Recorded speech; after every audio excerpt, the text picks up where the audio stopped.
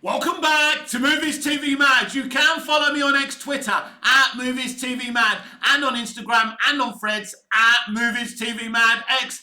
A very warm welcome to Sunday's edition of the Movies TV Mad Daily and my Doctor Who Dot and Bubble review. I really don't know where to start with this episode. One thing's for sure, we know exactly what the beginning, middle and end of this episode is going to be. We know where RTD is going with this episode. In terms of consistency, this is probably the most consistent written episode since RTD has returned to Doctor Who. But he's come back a very angry man. But I agree with his stance on social media. I agree with what he's trying to say here at the very least. Now, there are a couple of instances in this episode where I'm drinking my tea and I'm either spitting it out, laughing, or choking. Now, he's going at a class system here. Spoiled little rich kids on the internet, but also the social media bubble generally. And when he does it the way he does it, these people do look stupid. Is he going after all of us on social media? But there's no difference within the hypocrisy of going after people, going after capitalism. When you're Russell T Davies and you're most probably a millionaire, that, you've got shares in Bad Wolf Studios, right? That you need people watching television. Because there's no difference between the idiot's lantern, as they used to call TV in that Mark Gatiss episode, to this. Because maybe we should stop being in social media bubbles, then we won't see all the Doctor Who marketing. Maybe we should stop watching TV and go outside. As Ncuti Gatwa said, go and touch grass. Maybe we should be doing that. There's no difference. So you can say TV's bad, you can say not ever coming out of your social media bubble is bad, but you, Russell, rely on us using these things. So even though I agree, you do make these people look stupid. Anyway, so meet Lindy, who is this young woman, I'm assuming in the future, in a very different world, where everyone is literally in a social media bubble.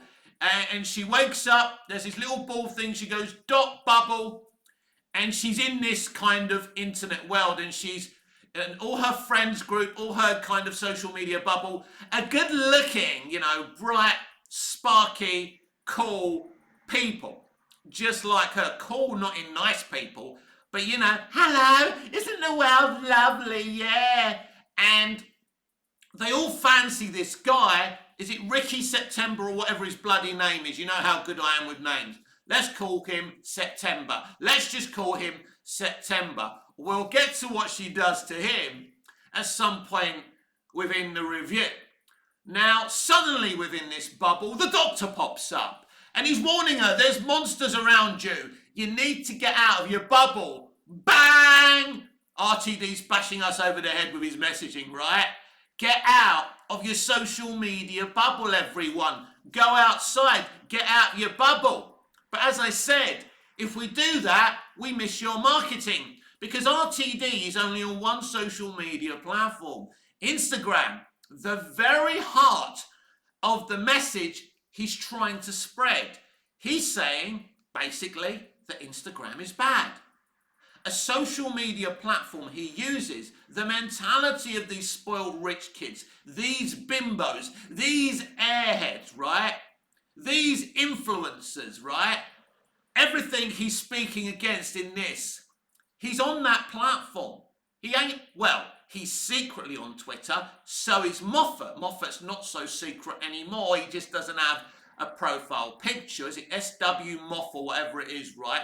I'm sure you've all seen him on there. So as I say, as usual, just like capitalism, they benefit from the very thing they're speaking against. I agree with what he's saying. And I mean, it's no secret what he's saying. Get out of your bubble. No, I can't leave my social media bubble. But then he goes even deeper and has a, he basically says, oh, I have a mummy, my mummy, and oh, this was the funniest thing. This is what made me choke on my tea and gob it out. And when she goes, we only work 2 hours a day. So it's hilarious. And so there really isn't a world out there. Outside, there's not really a real world beyond a certain part. And so, look, one of the things, whether you like this episode or not, and I wouldn't say I hated the idea the young woman playing Lindy was absolutely outstanding. I told her that on X-Twitter. Because you can hate RTD too. You can hate it, but applaud the actors within it. And we had a good Welsh director directing this week. Very good director as well. Very well directed. We can credit the production designers, the prosthetic designers, the CGI. We can credit all the people who worked hard. And I think we've got to remember that these days. There's a lot of creative bankruptcy with the people writing and making the big decisions in entertainment. But there's still very talented people who have to work hard and make these things. And I respect you people. No question, right? But, and I wouldn't say I hate this episode, because I think if this was if this was Tales of the Unexpected or the Twilight Zone, it would be a really good episode. But this is Doctor Who. But has the meaning of the term Doctor Who changed? It's called Doctor Who, because where the fuck is he? This is the second Doctor-like episode in a row. Now, he does get his moment to shine in the end. And Shooty Gatwa's Doctor really does shine in the end. And this September guy, right? I thought he was going to end up being a prick, because he's white, he's good looking. I thought RTD was going to go after him. But he didn't go after September. He had Lindy basically, because they work out that, I forgot to mention it just in case you didn't see the episode, there are monsters. I did mention it, right? But it turns out that this social media platform, this technology, has been watching these morons on social media for so long that it's grown to hate them. So I suppose in the terms, the social media platform is the monster, helping the monsters kill all these people. Because in the beginning, she does kind of see someone being eaten, and it's like she's still not going to come out of her bubble. Because as I say, boom, hammer over the head, RTD is trying to make a point that people seem to be less compassionate these days, only caring about their social media bubble. Who are you?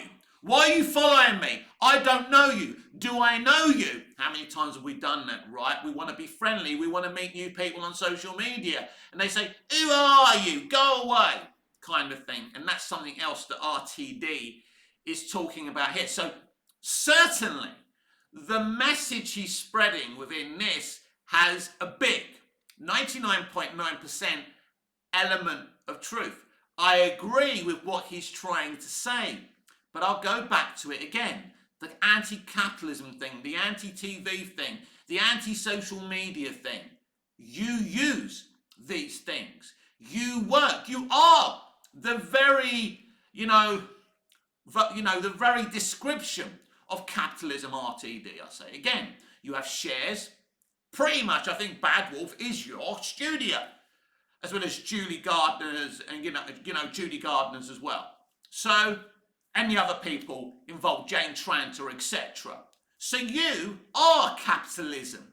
So how can you be anti-capitalism when you profit, when you work within a system that couldn't be any more promoting capitalism? I really don't get it. You are on Instagram. If you hate that system so much, if you think it's the enemy, what are you doing on it? And I mean, I would imagine a lot of people watching this episode kind of thought it was boring.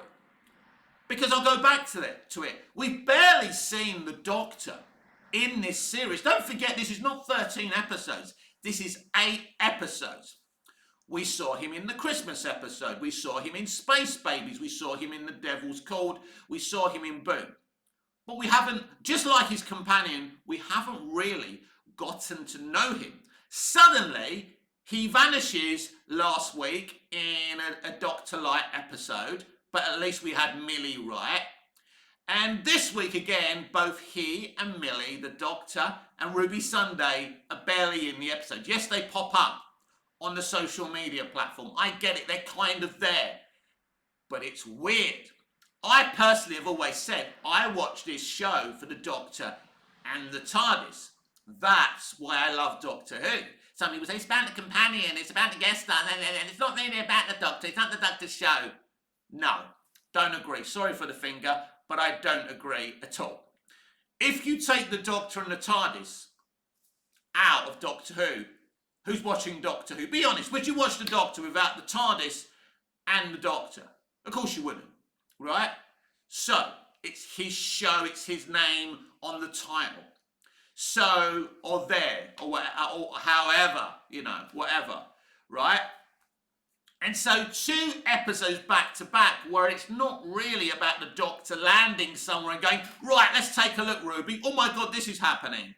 Random police box travel. And so I can appreciate this story. I can appreciate the performances, the production design. I can appreciate and understand what this episode is attempting to do. So yeah, going back, and so basically they're killing people in alphabetical order. So what she does is she goes, well, Ricky September's real name is before my name. So she gets him killed. Now a lot of people will say, that was a bit shitty, wasn't it? Well, no, it's the fittest of the survival. She sacrifices him for herself. He's nothing to her, he's just a celebrity. But he did save her life. But I mean, it was a shitty thing to do. Ultimately, it's very interesting because Lindy is the villain, really, of the episode. So let's jump to the final third of this episode. Last week, RTD dropped the ball, right, with 73 yards in the third act. But this week, I don't think he did. It was utterly predictable where he was going to go. Now, it's all about context, if you like. He goes, look, don't go to the outside world. I have a spaceship. That police box is bigger on the inside than it is on the outside. I can save you all. Come with me. They say, no, mate, you're diseased. You're not. Are they being racist to him?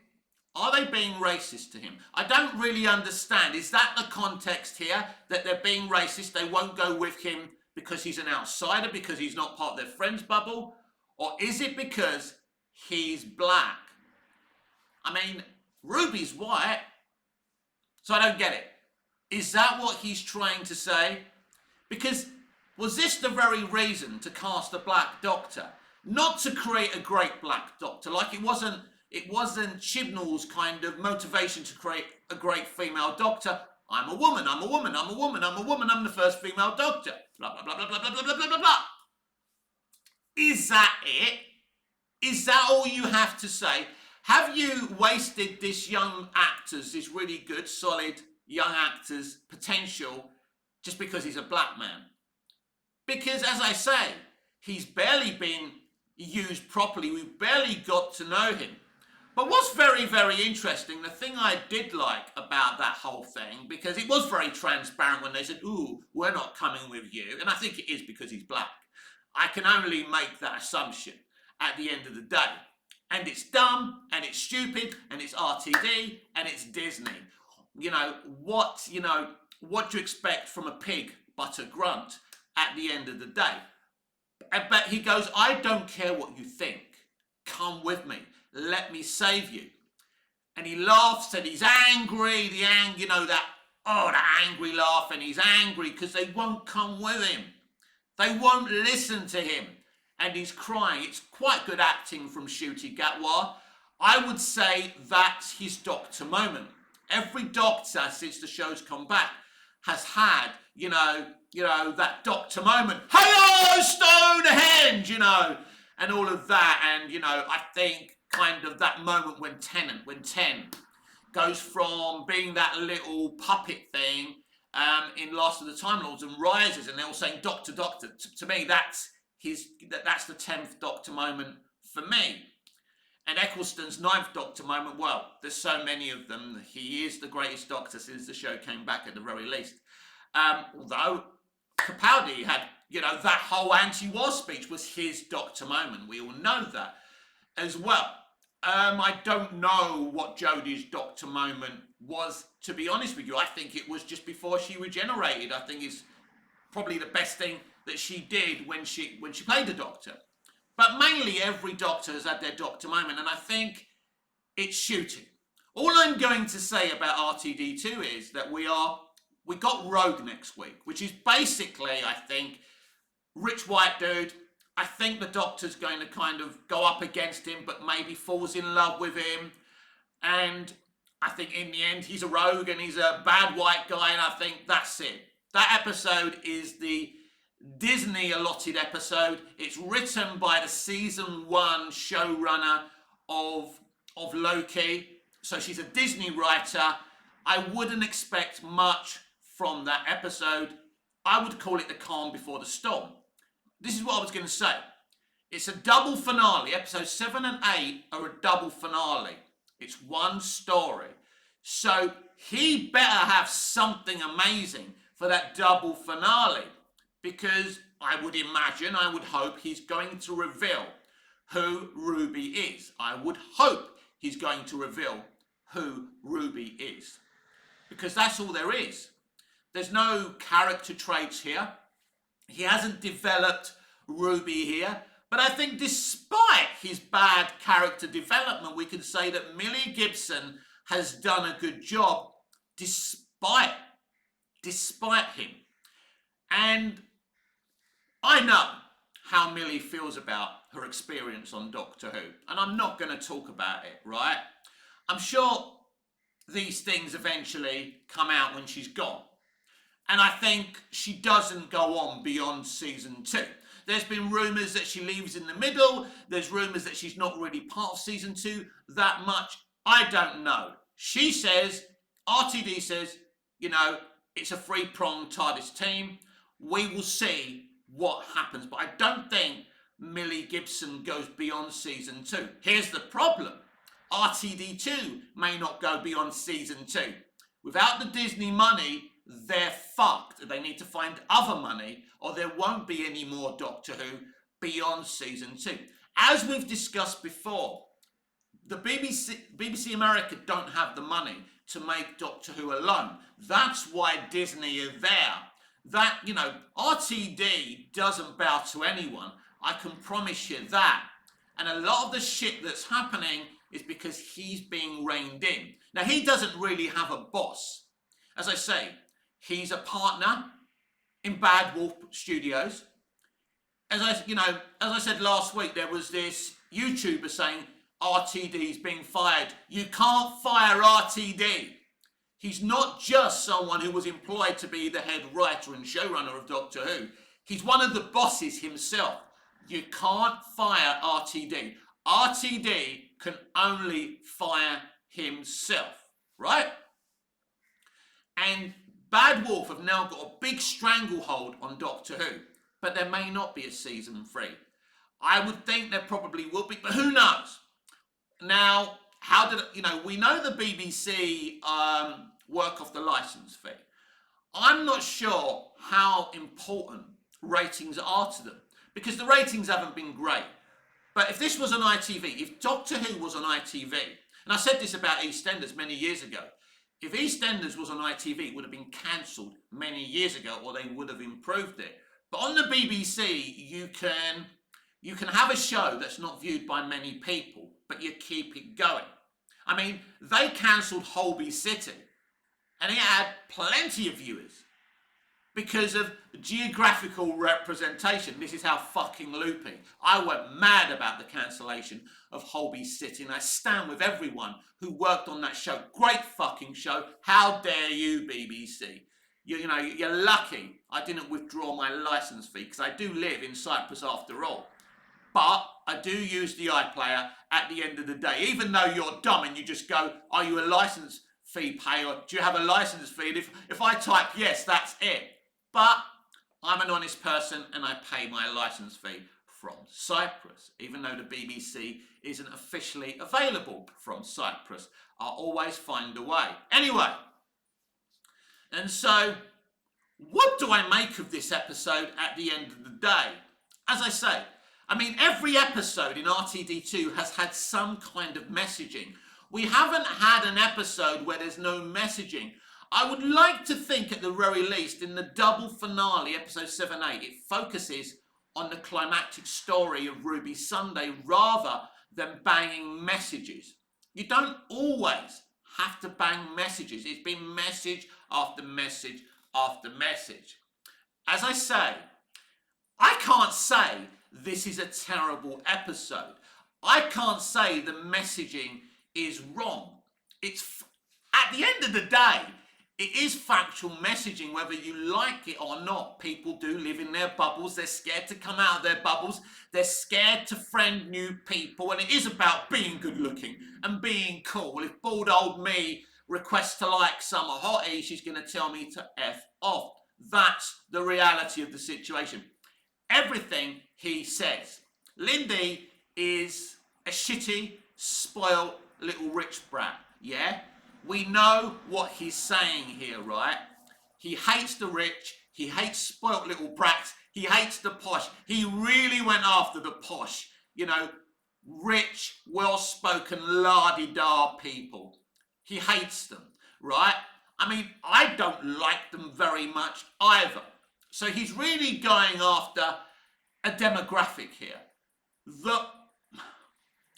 The problem is, despite me having the same opinions on these types of people with RTD, I think it's very, very dangerous to target certain people, because RTD and his group of people are always talking about bigotry, racism, homophobia, you know, transphobia. Well, we need a name for, you know, wealthy people phobia, white phobia, because that's what this has been. This is what RTD2 has been.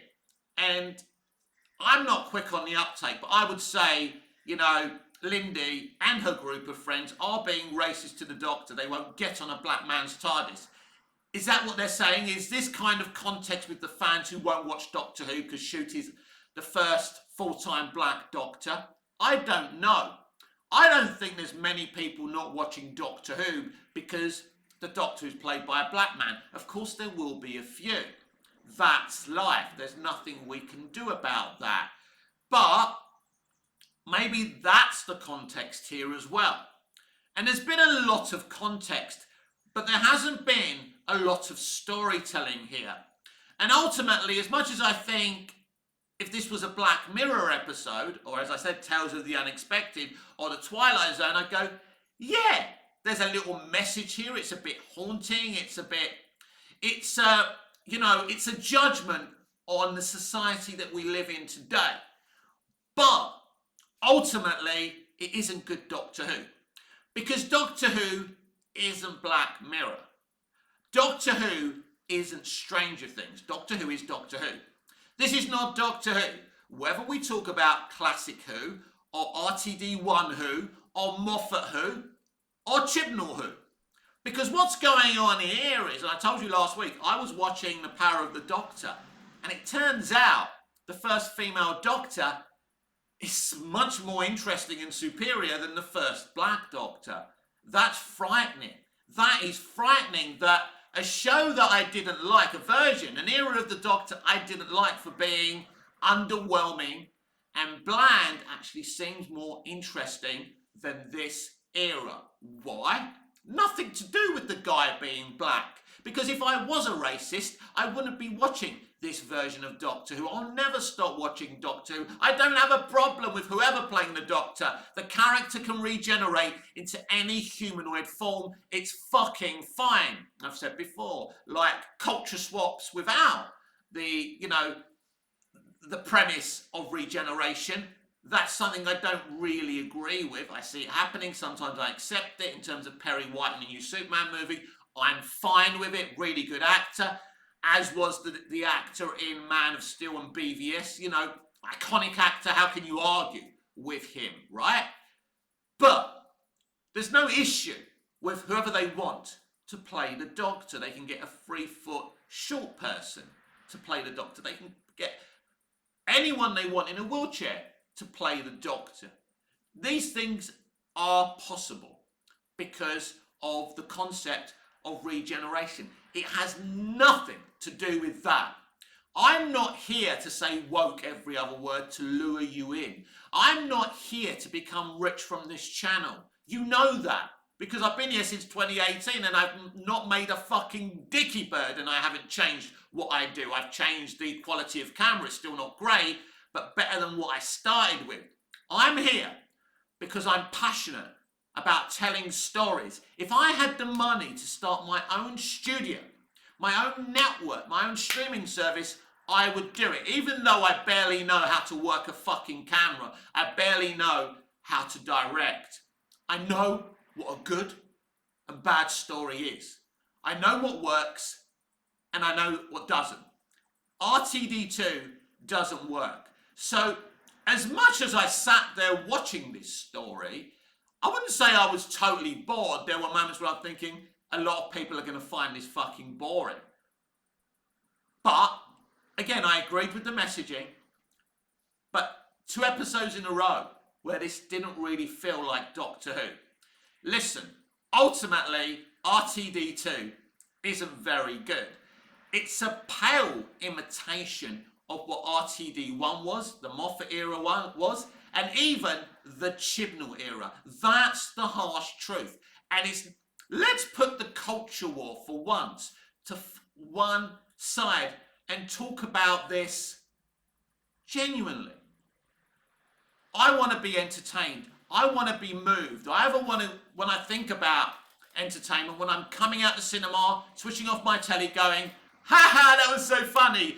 Or, wow, it made me cry. It broke my heart. I watched my favourite episode of Smallville yesterday, Descent. It still breaks my heart. It's still utterly compelling. It's a bit like, the greatest episodes of New Who. Midnight.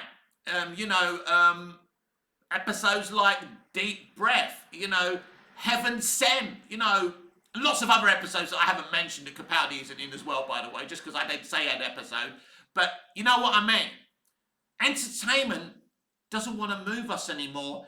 It wants to bash us over the head with messaging.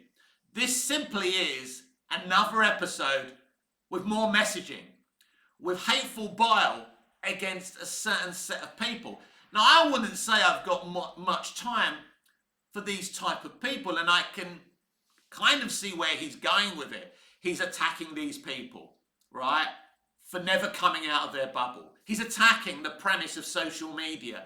I understand that, and I recognise that. I think we all recognised it. I don't think he was trying to hide it. He wasn't. He was being blatant about what he was doing. But ultimately, it's more messaging. And I think if you're a kid, you must be tired, and I've said it before, social media, it's all about, they're faced with this depressing world and everyone arguing, and it's all the culture war this and the culture war that.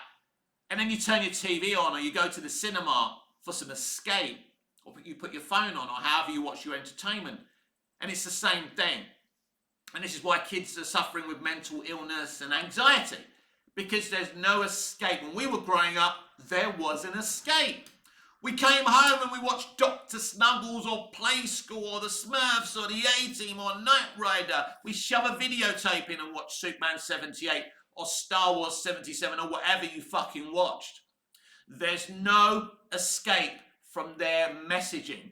They are an insular echo chamber, and they are not listening with their IP mining, with their AI. Sony's saying now that it's cheaper to make AI movies.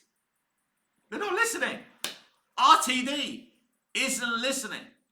And part of the problem here is that he's literally written every episode. I think the only one basically, he's only not written 2 episodes of his first season back as Doctor Who showrunner. And that's Boom, and the next one, Rogue, which he was forced not to write because Disney wanted their Disney Loki season 1 showrunner to write an episode. Good luck with that.